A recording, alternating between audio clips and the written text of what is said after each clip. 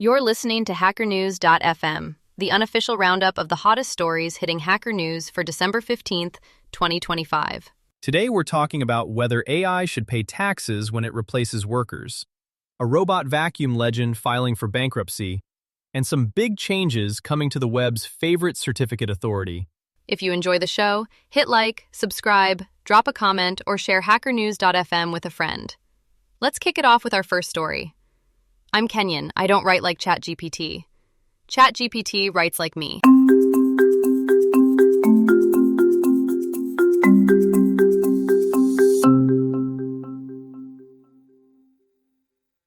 All right, next up is, I'm Kenyan. I don't write like ChatGPT. ChatGPT writes like me, which hit position 15 with 660 points and 412 comments on Hacker News. Yeah, it opens with a bit of a gut punch. A client tells him his carefully crafted proposal sounds like ChatGPT and needs more human touch. And he just flips that around, right? I'm Kenyan. I survived KCPE composition drills. The whole point is, ChatGPT writes like us, not the other way around. He talks about these 40-minute exams where your whole academic future kind of hinged on how well you could stuff in wow words and nail this immaculate structure. Those model essays became training data for ChatGPT. Then he gets into AI detectors. He breaks down perplexity and burstiness in plain language, how predictable your wording is, and how much your sentence lengths bounce around. And the twist is Kenyan Exam English, which comes out of these old colonial-era standards, was basically optimized for low perplexity and a really smooth rhythm. So detectors flag it as robotic, even though it's literally decades of human homework. He cites studies showing detectors mislabel non-native writers, and Hacker News really locked onto the irony that Kenyan workers helped train ChatGPT. Yet now they're being told they sound like AI. There's this great subthread where people start listing verbs for walk, sidle, tromp, strode, all these colorful options. And then a non-native commenter jumps in to say they wouldn't even understand some of those words, which really raises that question of whose comfort decides what human-sounding even is. Another commenter points out that polish now reads as suspicious, while typos and little quirks feel more authentic, which is exactly the dynamic the authors worried about. So maybe the takeaway is, treat detectors as one noisy hint, not a verdict, and widen our sense of what real writing is. Not just American slang and cute mistakes, but Nairobi exam halls too.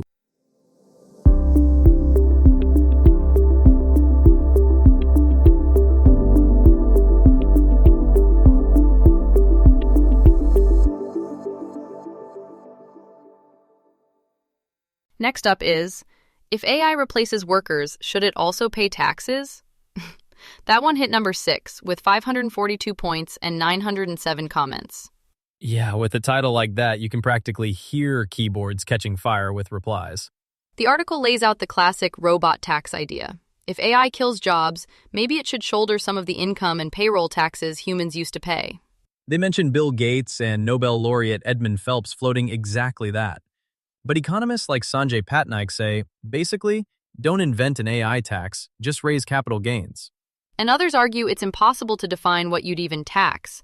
Is it a chip? A humanoid? An app? So just tax labor, consumption, and capital like we already do. For non-tax nerds, a robot tax is just company automates a job, government charges an extra levy tied to that automation. That's the whole thing. Top HN comment shuts that down. No, not the AI, just the owner of means of production like AI. Another says AI and robots are just capital, like factory machines, and plain tax sci-fi is distracting and dangerous. Then it devolves into a full tax philosophy brawl. One commenter says no system is fair where ordinary workers pay higher effective rates than multinationals. Someone else goes the other way. Corporate tax should be zero. Tax rich individuals instead. And people immediately start pointing out loan-based and other loopholes. I liked the commenter who reframed it as, who benefits most from the state's protection, especially of capital, and shouldn't they chip in the most? That matches the article's warning from Asemelu and Johnson that automation has boosted profits without shared prosperity. And elsewhere in the piece, Economists argue that current tax rules incentivize firms to automate rather than create jobs. So maybe the real question isn't, can a robot file a 1040? It's whether we'll rebalance taxes from labor to capital before AI just deepens the same old inequality curve.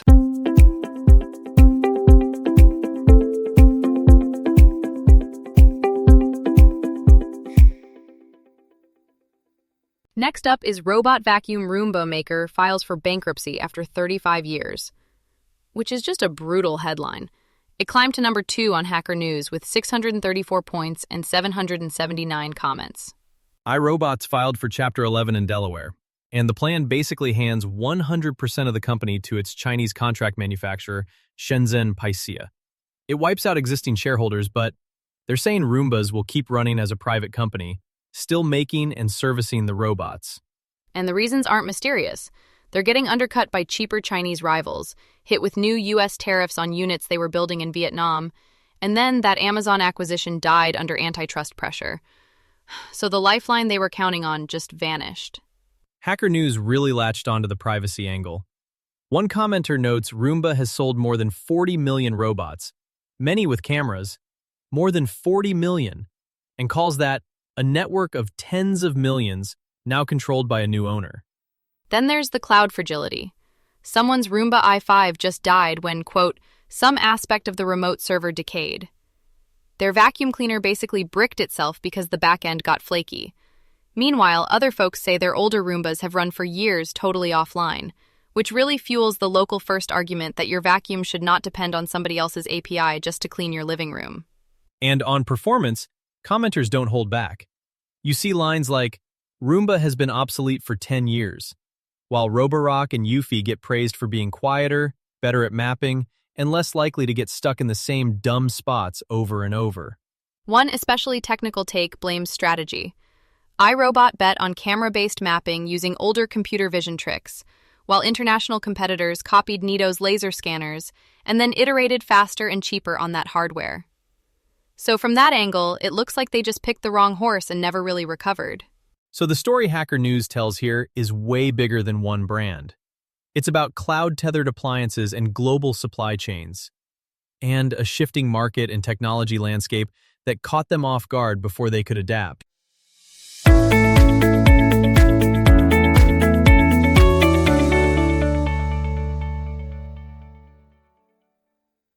Next up is Adafruit. Arduino's rules are incompatible with open source, which hit number 1 on Hacker News with about 422 points and over 220 comments. Yeah, big one. This piece digs into Arduino's new terms after the Qualcomm acquisition, and Adafruit basically says, look, these rules clash with open source principles. For folks who aren't deep in this, Arduino is the classic beginner microcontroller platform. Open source boards, open IDE, and Adafruit sells a ton of compatible hardware and is very, very vocal on open hardware. The headline fight is over reverse engineering. Arduino's TOS now bans reverse engineering the platform, and Arduino says, no, that only means our cloud SaaS tools. Anything that was open stays open. Lemore Fried pushes back that the cloud editor is becoming the default path, especially on lockdown Chromebooks, so those restrictions hit newcomers hardest. One HN commenter backed this up, saying that on school-issued Chromebooks, the cloud service is often the only realistic way to use programming tools at all. And that kicked off a whole Chromebook rant thread. Someone wrote that forcing kids to develop on a Chromebook is like giving someone a bicycle to become a race car driver. It's mean, but you can kind of see the point. Then there's the license on user uploads. The EFF points out Arduino's old terms let you revoke Arduino's license to your content. Adafruit notes the new one is perpetual and irrevocable, which is very normal SaaS, but still a step back for users. The AI section is even spicier. They reserve the right to monitor AI usage and ban things like military use or facial recognition databases. Lemore's quote was, "You can't say, this code is open source, but not for military use, and still call it open source." Right, because true open source licenses can't discriminate by field of use. If you add moral carve-outs, you're in source available territory, not open source initiative defined open source. Hacker News was pretty split, though. Some people were like, it's just a Qualcomm web service I won't use anyway, and accused Adafruit of drumming up marketing content. Others pushed back hard on that, pointing to Adafruit's long track record, and to comments that Arduino has been in-shitifying for years, for example, by releasing closed Pro boards back in 2021. Lots of folks also noted the escape hatches, like Raspberry Pi Pico and endless Arduino-compatible clones. One commenter basically said, Qualcomm can't really force these rules on the broader microcontroller world. I think the deeper worry is cultural. If the on-ramp for kids is a lockdown Chromebook talking to a monitored cloud IDE with click-through profiling and weird AI clauses, you've quietly changed what learning to hack on Arduino even means. Yeah. And maybe the lesson here is, if you care about open, keep insisting on offline, hackable paths, and be ready to move your projects, and your dollars, when the terms start to drift.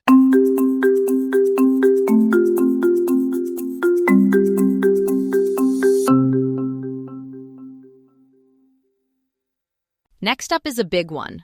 Upcoming changes to Let's Encrypt certificates. This announcement hit #1 on Hacker News, around 290 points, 233 comments. Lots of very nervous admins in that thread. Yeah. Let's Encrypt is basically saying, new Generation Y roots are coming, we're dropping TLS client auth certificates, and certificate lifetimes are getting shorter. Again. And just to ground it, those roots are the top-level keys your browser actually trusts. So they've minted 2 new root certs plus some intermediates, and cross-signed them so all the existing devices out there will still accept the new chain. The blog spells it out. We currently issue certificates valid for 90 days, which will be cut in half to 45 days by 2028. And in the HN thread, they point out that this is because the CA/browser forum is moving to cap public cert lifetimes at 47 days total. One of the top comments really hammered that this wasn't Let's Encrypt's idea. They called it a policy change that can break the internet, for all those neglected sites that never bothered to automate renewals. On the flip side, if you're using Acme, the protocol Let's Encrypt popularized, your software just talks to the CA, proves it controls the domain, and quietly keeps rotating certificates for you in the background. But people are spooked about the centralization angle. One commenter joked that every site needs a constant blessing from some semi-centralized authority, and others were talking about smart TVs that can't update their trust stores, full-on planned obsolescence and right-to-repair territory. And meanwhile, folks who are using Let's Encrypt server certs as identities for mutual TLS client auth are suddenly realizing, yeah, you probably need your own little internal CA for that, instead of trying to bend public web PKI policy knobs to fit. The upside, though, these advanced profiles start to offer really short-lived certs and even IP address certificates. So, more privacy and safety in theory, but also more moving parts and way more dependence on Let's Encrypt staying rock solid.